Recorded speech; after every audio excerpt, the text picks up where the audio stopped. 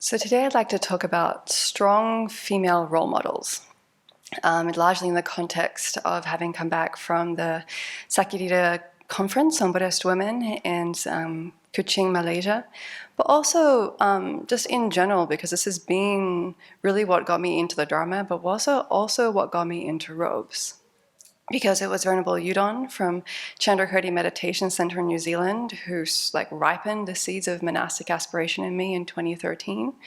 It was Venerable Sarah Thresh's enthusiasm for the Dharma at a meditation retreat in 2014 that also inspired me thoroughly.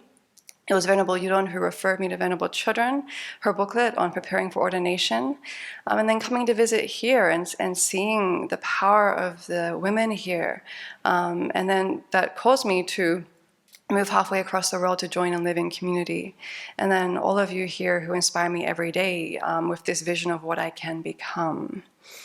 And so largely, this talk is a bit of a tribute to Venerable Bongak Sunim, who we met at the conference. And really, there's a few things that just touched my heart so much through witnessing her example of just being that I wanted to share today. Gender roles don't define us, and I know that there's various obstacles in my own practice where I over-identify with the female, being female, and it's caused different problems. But there's also this power in role models of seeing what you can become through someone you identify with that makes it very powerful.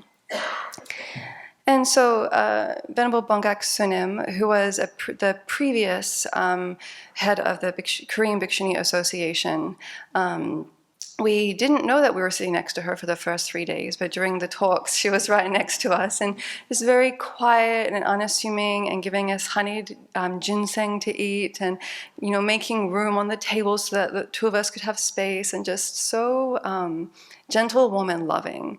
And then on the third evening, she's up on the stage. We're like, oh.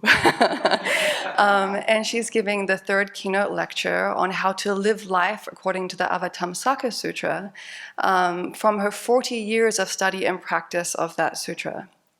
And it was a brilliant talk in many ways, largely through her interaction with her translator, because she had a younger Korean nun who was translating, who was having a very, very hard time.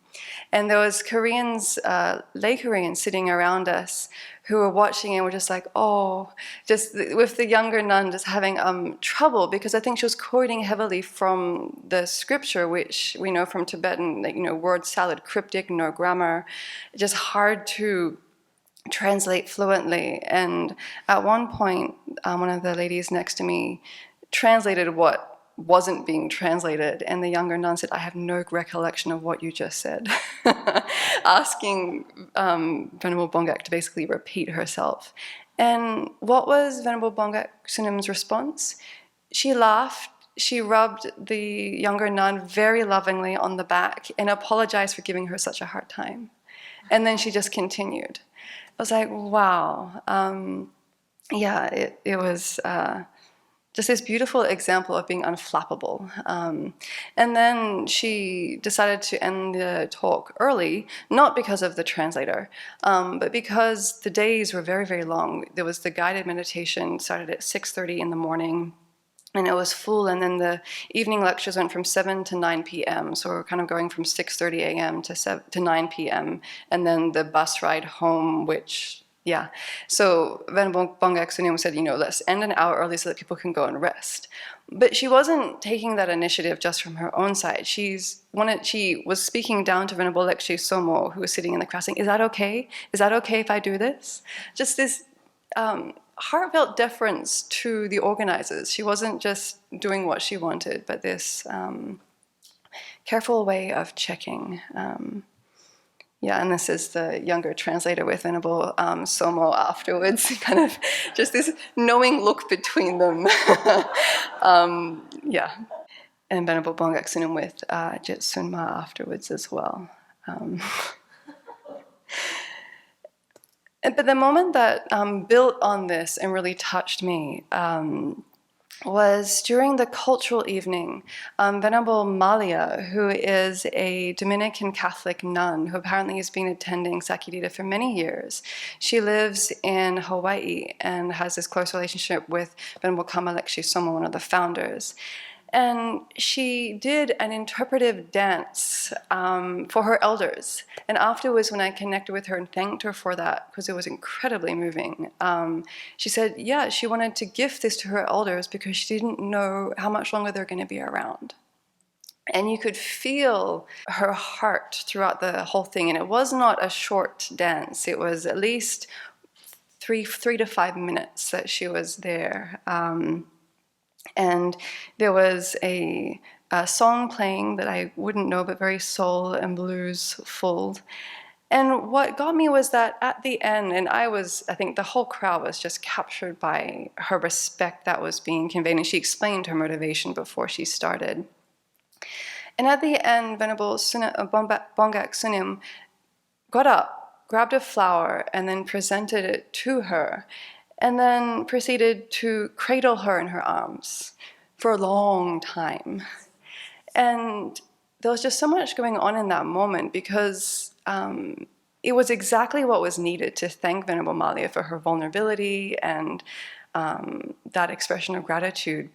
And Venerable Bongak Sunim isn't one of the organizers, she's not one of the presenters or the MC, but she had that confidence to just do what needed to be done. It moved me deeply because, would I have the confidence to get up in front of a crowd of 400 people who are not the same religion as me and do an interpretive dance as a thank you? No.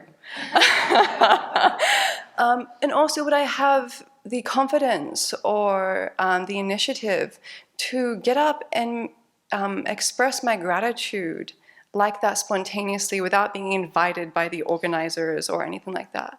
So I want to be like that, to be spontaneous, authentic, strong, and yet incredibly gentle, doing what needs to be done in terms of showing gratitude, thanking, and encouraging people.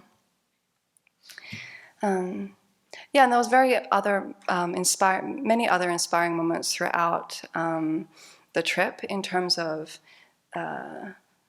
role models. When Venerable Rinchen and I were waiting in Singapore airport to go to Kuching, Jetsunmo Tenzin Palmo was there, and her attendant invited us to come over. So as we were fumbling to find our offerings, Jetsuma comes up to us, totally unassuming, and just proceeds to greet and welcome and encourage us and warmly basically embrace us and give all her respect and gratitude to the Abbey and what we are doing. And then the poise as well throughout the whole conference of Venerable Karma Lekshe Somo.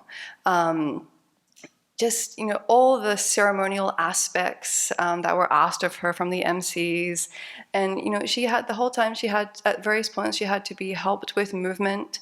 But her dignity and composure and her grace and the way that she spoke was so inspiring, just to see the effect that it was having on the room.